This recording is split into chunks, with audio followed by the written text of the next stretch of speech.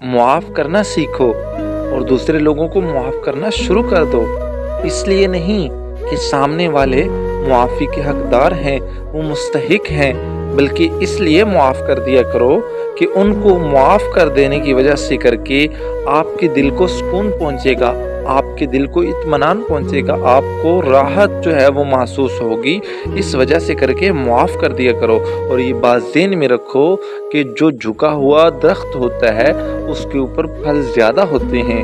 Same इसी तरह, ठीक इसी तरह अगर आप लोगों को मुआफ़ कर देंगे, लोगों से दरगुज़र करेंगे, लोगों के साथ जुड़ कर रहेंगे, तो लोग भी आपके साथ ताल्लुकात को बनाना पसंद करेंगे, आपके साथ गुफ्तगू को पसंद करेंगे, आपके साथ रिश्ते नाते को पसंद करेंगे।